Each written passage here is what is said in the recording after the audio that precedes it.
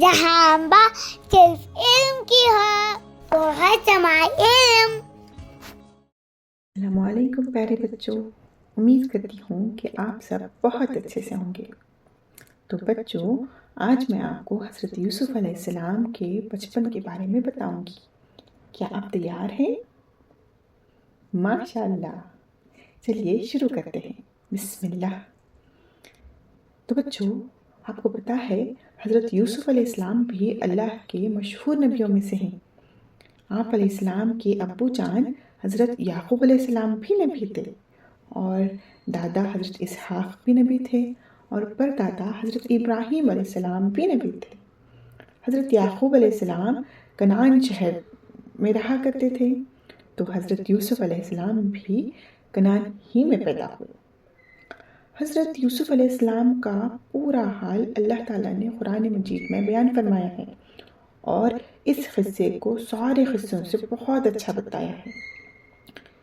تو یہ قصہ نہایت دلچسپ اور نصیحت والا ہے، سنیے اور نصیحت حاصل کیجیے۔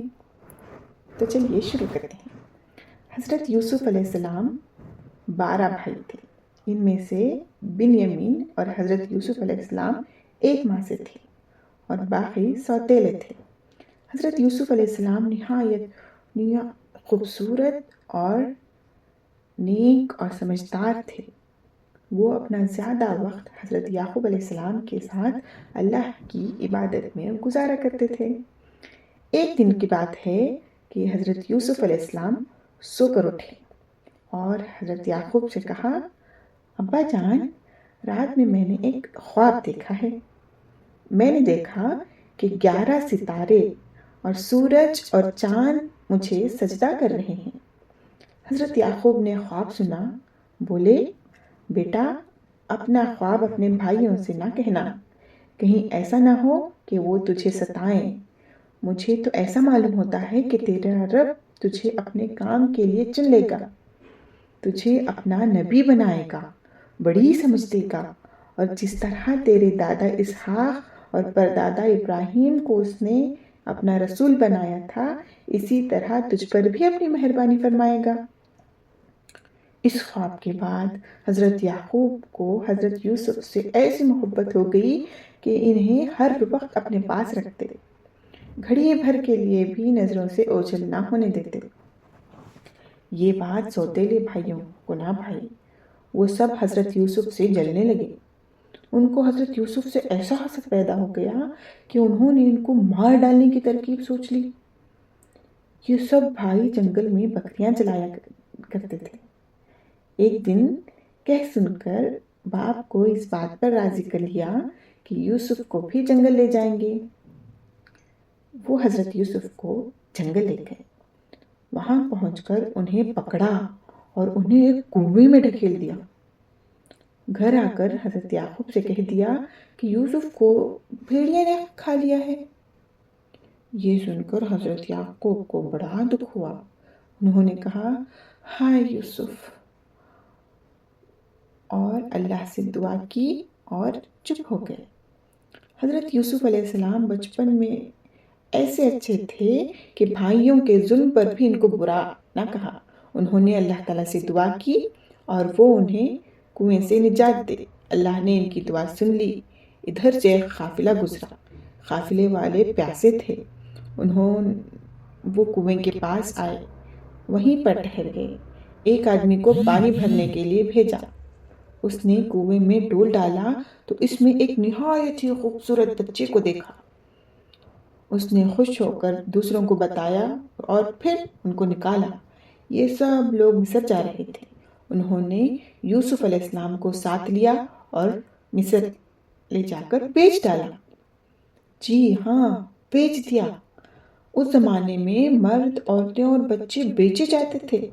اس طرح بیچے ہوئے مرد اور لڑکے غلام اور عورتیں لونڈیاں کہلاتی تھیں۔ لیجئے صاحب، نبی کا بیٹا مصر میں پہنچ کر غلام ہو گیا۔ حضرت یوسف علیہ السلام کو ایک بڑے آدمی نے خریدا۔ حضرت یوسف علیہ السلام اس کے گھر رہنے لگے۔ پھر ایسا ہوا کہ مصر کے بادشاہ نے ایک خواب دیکھا۔ اس نے عالموں اور نجومیوں سے خواب کی تعبیر پوچھی۔ تعبیر کوئی نہ بتا سکا۔ حضرت یوسف علیہ السلام نے سنا تو آپ نے تعبیر بتا دی اور یہ بھی بتا دیا کہ اب بادشاہ کو کیا کرنا چاہیے۔ بادشاہ نے یہ سوجھ بوجھ دیکھی تو حکومت کی ساری چابیاں حضرت یوسف علیہ السلام کو دے دی کہ لیجئے آپ ہی وہ کچھ کیجئے جو آپ مجھ سے کرانے کے لیے کہتے ہیں۔ حضرت یوسف نے ملک کا انتظام سنبھالا اور پھر بڑا اچھا انتظام کیا۔ رعایا کو آپ سے بڑا آرام اور سکھ ملا۔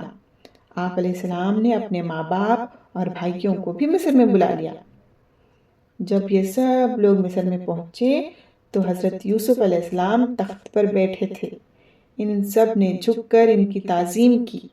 یہ دیکھا تو حضرت یوسف علیہ السلام نے حضرت یعقوب سے کہا، ابا جان، یہ ہے میرے بچپن کے خواب کی تعبیر۔ آپ اور اماں جان سورج اور چاند ہیں اور میرے یہ بھائی 11 ستارے۔ دیکھیے اللہ نے وہ خواب اس طرح سچا کر دیا۔ یہ میرے رب کا بڑا احسان ہے۔ شیطان نے تو میرے اور میرے بھائیوں میں پھوٹ ڈلوا دی تھی، لیکن ہمارا اللہ جو کچھ بھی کرتا ہے اسے کوئی بھی نہیں جان سکتا۔ وہ سب کچھ جاننے والا اور بڑی حکمت والا ہے۔ تو بچوں، یہ تھی حضرت یوسف علیہ السلام کے بچپن کی کہانی۔ امید ہے کہ آپ سب کو یہ بڑی اچھی لگی۔ تو چلیے ہم اگلی کلاس میں ملتے ہیں ایک نئے قصے کے ساتھ۔ تب تک اسٹے ٹیونڈ۔ السلام علیکم۔